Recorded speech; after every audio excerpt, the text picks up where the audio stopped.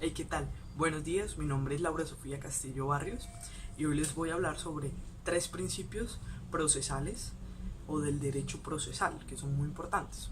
El primero de ellos, del cual les voy a hablar, es el principio de publicidad y versa lo siguiente: consiste en dar a conocer por medio de comunicaciones, publicaciones, notificaciones, todas las actuaciones judiciales o administrativas que se estén desarrollando a toda la comunidad o, en casos más comunes y específicos, a las partes o terceros interesados en el desarrollo del proceso. ¿Y por qué se caracteriza este principio? Se caracteriza por garantizar el derecho al debido proceso y el principio del debido proceso, y garantizar el derecho a la defensa y el derecho a la contradicción. Entonces, ¿cuál sería un ejemplo en donde se viole el principio de publicidad? Podríamos establecer que yo le presté 5 millones al señor Pepito y el señor Pepito pues no me los cancela en el plazo que hemos acordado. Entonces yo decido instaurar una demanda en contra del señor Pepito y en mis pretensiones le solicito al juez que, pues, como el señor Pepito no me ha pagado, él con ese dinero, esos 5 millones que yo le di, él se compró una moto. Yo quiero esa moto. Mis pretensiones, le solicito al señor juez que, al darme el fallo a mí, pues me conceda también la moto que se compró con mi dinero. El señor juez recibe la demanda, la lee y se le olvida o pasa por alto informarle al señor Pepito. Él asume que Pepito ya sabe, pero resulta que el proceso avanza y Pepito jamás aparece en el proceso, porque Pepito no sabe. Entonces, como Pepito no sabe, el juez dice: no, Pepito se está escondiendo, Pepito no quiere pagar, por lo tanto entonces yo veo acá que todo está bien, y pues la señora Laura se queda con la moto del señor Pepito y me otorga el dominio de esa moto, pues. ¿Y qué es lo que pasa? Primero se comenzó violando el principio de publicidad, porque al señor Pepito nadie le dijo que estaba siendo investigado, que tenía un proceso que se estaba desarrollando en su contra. Por consiguiente, se le violó el derecho de contradicción y el derecho a defenderse. Pepito jamás se defendió porque nunca supo lo que estaba pasando, y todo esto terminó en que le terminaron quitando la moto.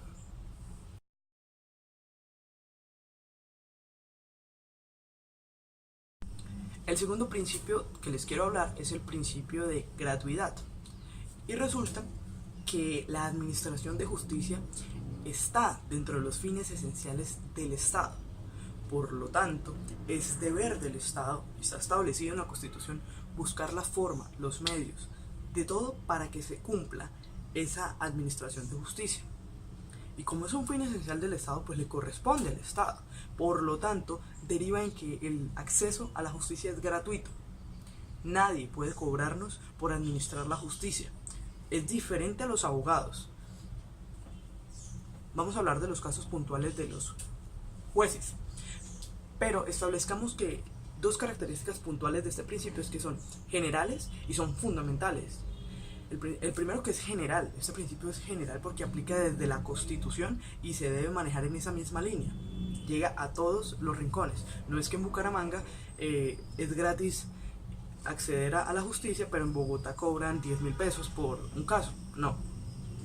Debe ser a todo nivel territorial y así debe entenderse. Y es fundamental porque hace parte de los fines esenciales del Estado. Entonces, de esa forma debe entenderse. ¿Y cuál es un ejemplo claro donde se vulnere o se viole el principio de gratuidad?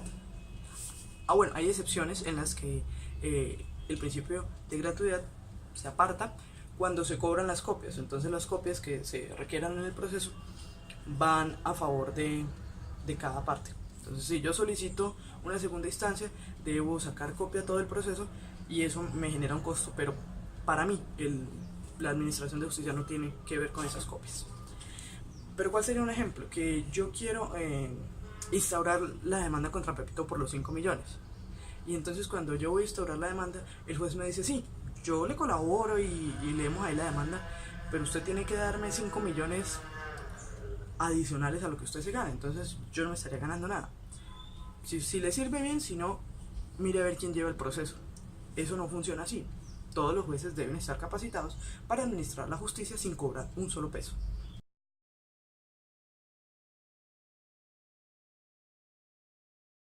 El tercer principio del que les quiero hablar es el principio de no autoincriminación. Se encuentra establecido también en la Constitución, en el artículo número 33, derecho de no autoincriminación. Entonces, vamos a establecerlo como el principio de no autoincriminación. ¿Y qué constituye? Constituye que una persona no puede ser obligada a declarar en contra de sí mismo, en contra de su cónyuge, compañero permanente, parientes en cuarto grado de consanguinidad, segundo grado de afinidad o primer grado civil. ¿Cuál es la diferencia que existe entre consanguinidad y afinidad? Resulta que consanguinidad son las personas con las que yo tengo un vínculo de sangre. Entonces, ¿cuáles serían? Mis papás, mis abuelos, mis hermanos, mis tíos, mis primos. Con todos ellos tengo un vínculo de sangre. Y afinidad, no existe un vínculo de sangre. Resulta que yo tengo afinidad con la familia de mi cónyuge o de mi compañero permanente. Es más del cónyuge. Entonces, mi cónyuge tiene 2 hermanas. Mi grado de afinidad con las hermanas es segundo grado. Entonces, ahí vamos al ejemplo. Yo no puedo declarar en contra de mis cuñadas. Hasta ese punto de afinidad, yo no puedo declarar en contra de ellas. Entonces, pongamos el ejemplo.